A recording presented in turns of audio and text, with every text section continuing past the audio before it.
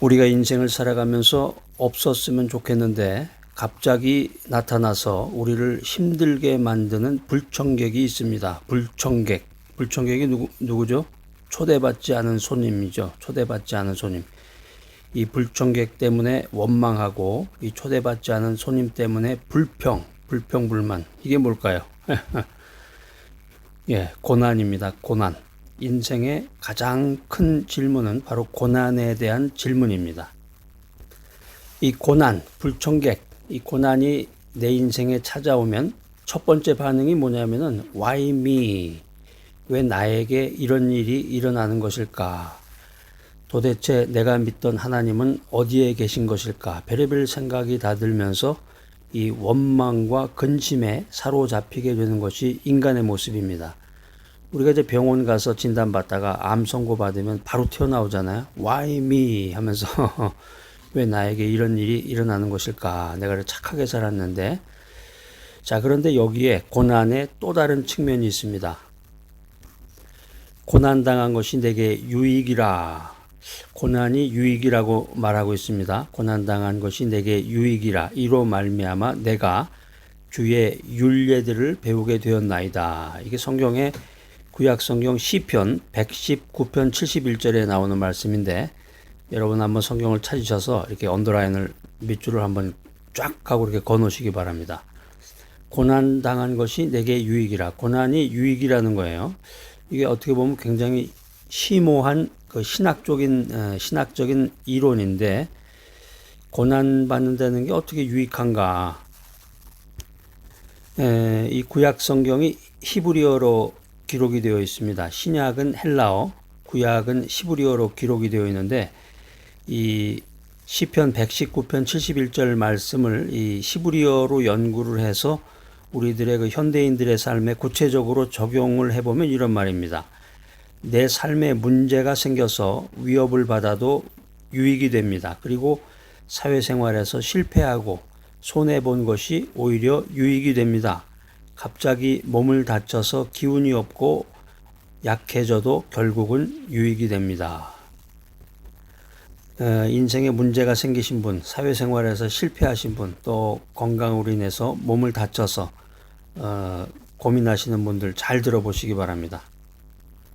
내 삶에 문제가 생겼다, 사회생활에 실패했다, 갑자기 몸을 다쳤다, 이런 다양한 삶의 상황 속에서도 내가 주의 율례를 배우게 되어서 결국은 내게 유익하다, 이런 메시지입니다.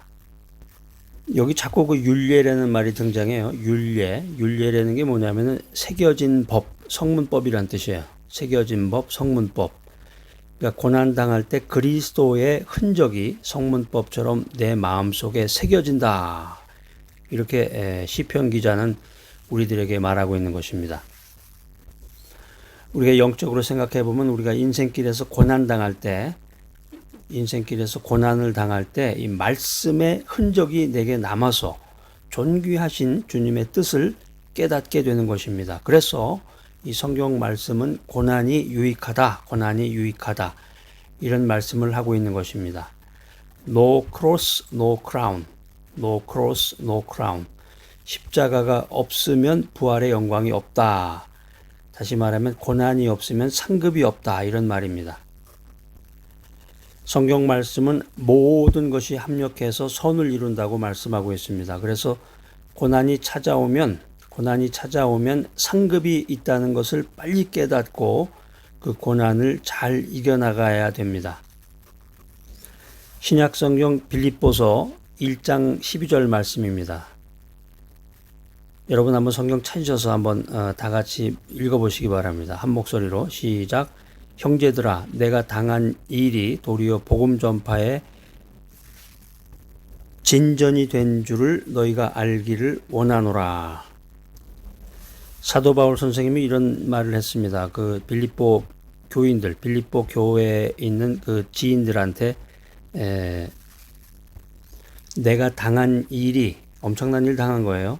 이게 억울한 일도 당하고 모함도 받고 음모도 당하고 무시도 당하고 억울한 일을 당했는데, 이 모든 사도 바울이 당한 일이 결국에 가서는 복음 전파의 진전이 됐다는 거죠. 복음의 진보.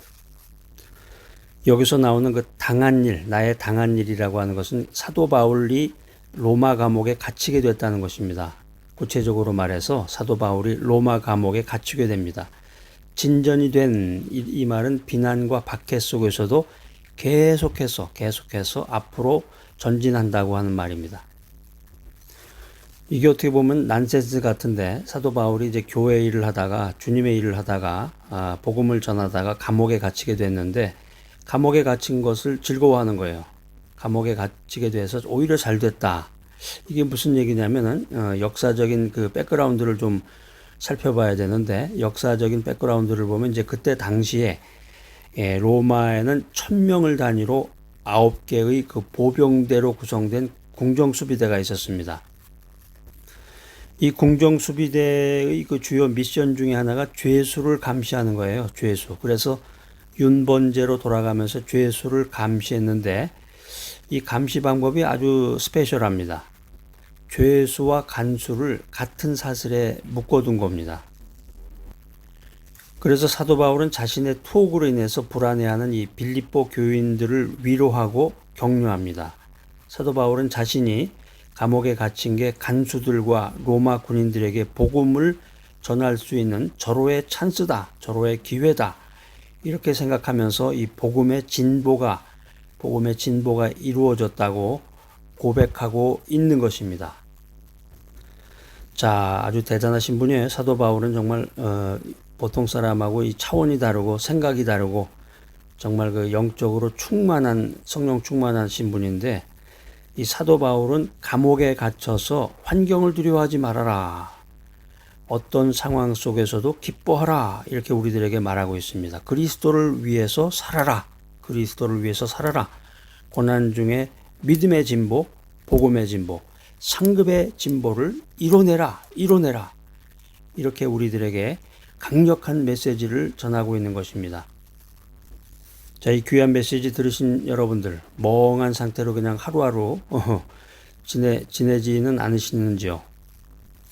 주일이 되면 그냥 간신히 교회 출석하는 것으로서 자기 임무를 다했다고 생각하려는지 모르겠는데, 오늘 이 메시지 들으시면서 여러분 도전을 받으시기 바랍니다. 사도 바울은 복음을 전하다가 감옥에 갇혀서 억울한 일을 당하게 됐는데도 불구하고 환경을 두려워하지 말아라, 어떤 상황 속에서도 기뻐하라, 이렇게 우리들에게 권면하고 있습니다.